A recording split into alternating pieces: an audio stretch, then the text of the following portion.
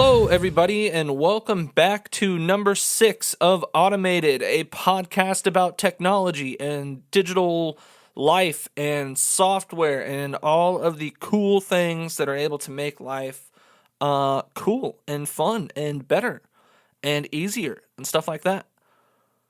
One thing that is awesome is that it is now 2020. It's a new decade, and it's time to start doing all sorts of new things that we weren't doing in 2019. And I'm pretty excited for some of the changes that I have in store for, I don't know, just everything. Most of it's whatever, technology things and stuff like that, just because it's the stuff that's always updating and becoming new, and fun new stuff like that. So one thing that I have been working on is a list of smart home technology products. And I want to share it with everyone so that you can go and look at it and see what kind of what products are compatible with other products, and you're able to pretty much see what kind of system you'll be able to build just by sorting through this stuff and determining what's able to work with what. And it's a pretty big, intense list, so sometime I'll explain it completely on here. I don't want to get into it too much. I just kind of want to mention it and talk about what it will be about and what you'll be able to do with it. And yeah, I just want to share that and then talk about something that each product pretty much has to do with from every manufacturer. And yeah, just something that I want to be able to talk about each product is human compatibility. And I want to be able to rate each thing when I'm adding to this list. I want to be able to add a couple comments and then say, is this human compatible or not? So I've been making this list of what's considered human compatible when it comes to these products, and it's kind of interesting to go through all these products and determine if they are or aren't compatible. And what I mean by being compatible, I just mean like if Wi-Fi stopped working, or if a common thing that happens in real life happens, what's going to happen to your smart house? Is it going to stop working? What's going to happen to these devices? What blah blah blah blah blah. You know, what are they going to do that's going to mess us up? And I've been thinking about all of that to consider that.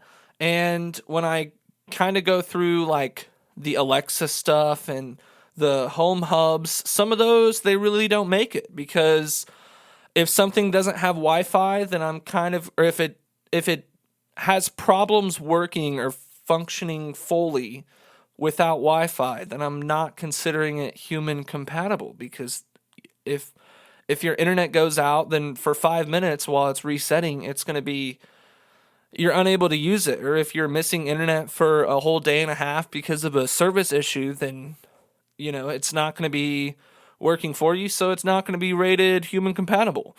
But there's some products that are just designed well, and they're very creative, and they're actually able to still function partially, even though these technologies may not be working that make it the smart technology. So that's what I'm going through and listing everything, or kind of like looking at each product, and I'm going through those different variables and saying, okay, is this human compatible or not? And then I'm also taking into consideration like privacy and data collection and just stuff that you want to kind of consider when it comes to how these products affect lives. So yeah, it was interesting to go through and say, when I'm looking at the Echo stuff, it technically doesn't make it, because when there's no internet connection, the Echo hubs, when they're connected to Wi-Fi only devices, they don't work. It doesn't make it. It's not going to be considered human compatible. But if you had that set up with like the Echo Show Plus with a Zigbee product, I think you might be able to still communicate those products. So like that setup would be rated as human compatible. And like switches and plugs that still have the physical buttons and you're still able to touch a switch and turn dim a light up still even if Wi-Fi is disconnected, that would still be human compatible. That would still make it. Something like the Ring video doorbell, I want to consider it human compatible, but only in certain applications. If you have it hooked up to your original doorbell wiring, it's still pressing the button like an old-fashioned doorbell and ringing your old-fashioned doorbell. So in my situation, it's still human compatible if the internet goes out, but you don't have the video transmission, so you're not able to get notifications about motion or tune in and see what's going on live if you don't have that internet connection. So that's something that is different with each product. Like rather it's compatible with a human or not. And it's it's something that could possibly change as the list grows, and if something changes, I can go through each item and adjust. And I don't know, maybe this is like a standard rating that we'll use to just say. I don't really want it to determine if products are good or not because the internet is still here most of the time, and it's still fun to use some of these products with maybe if it's not completely human compatible, just because they may be more fun to use than to not have. So, yeah, that's what I've been working on with that list, and I'm just kind of putting it all together so I could easily go through and put together something that could be considered a design for a smart house or something. A way to make it easier for me to think of good ideas for a smart house by having this as a tool. So I would encourage you to go check it out. You can find it on a blog post on automatedblogcast.com. I think that it's called Smart Home Product Matrix. And I posted it on Twitter and Facebook. Facebook.com/Cody.bot. And Twitter at Cody_bot. Both of those places, you can find a link to it. And at automatedblogcast.com. So I'm totally keeping this one short. I just wanted to talk about the list and talk about human compatibility with smart home products and the idea behind it. And that's pretty much what I'm thinking about. So, if there's anything that you think that you could use this list for, that's awesome. Maybe you're starting to build your smart home and you want to find other products that work with the stuff that you already have, and you just want to go search the brand you already have and see what's compatible with that. That way you can go filter out all the other products that don't work with Alexa and only show me the stuff that works with Google Assistant. So you can go through and you can select. I pretty much have groups of any common group of devices and protocols and voice assistants and stuff like that, operating systems and setup devices. I'm trying to attach every single type of data, a variable to each product. That way you're able to search it pretty easily. So, some of the links on there are affiliate links. You can learn more about affiliate links on the bottom of my website, automatedblogcast.com. And,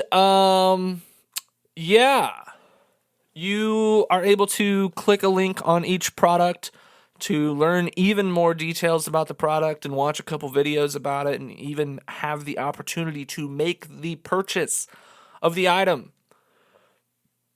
So now perhaps it'll be super easy for me to get on there, type in what somebody else already has, and then I can say, here, this is what you want to buy first, this is what you want to buy second, this is what you want to buy third. Maybe you want to fill this room up first, then you want to work on this room. And I even have it separated by room, and you can go and select here, I want to see all of the products for the living room. So that'll be pretty fun. And the other thing is that it's going to keep growing. I'm going to keep adding stuff to the list. Just how whenever I learn about a new smart house product, I'm going to go there and talk about it and post stuff onto that list. That way the list continues to grow.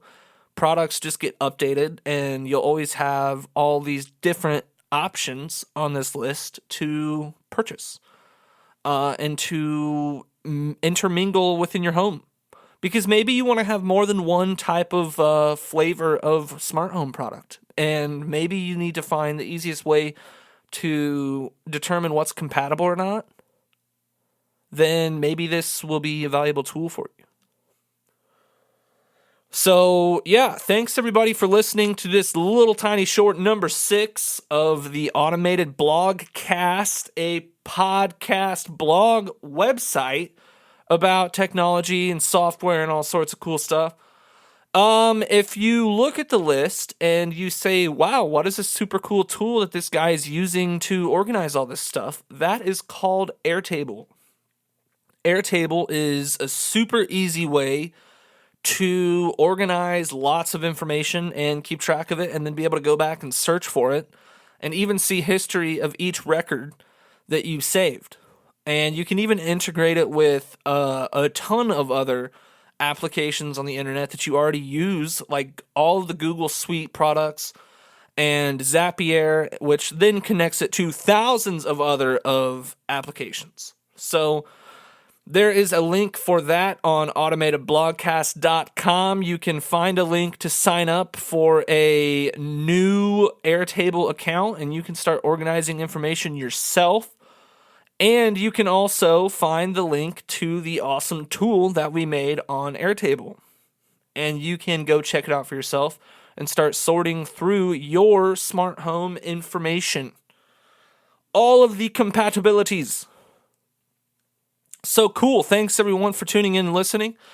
I've talked about the 2 things that I want to talk about. I've said the things that I want to say at the end of those things.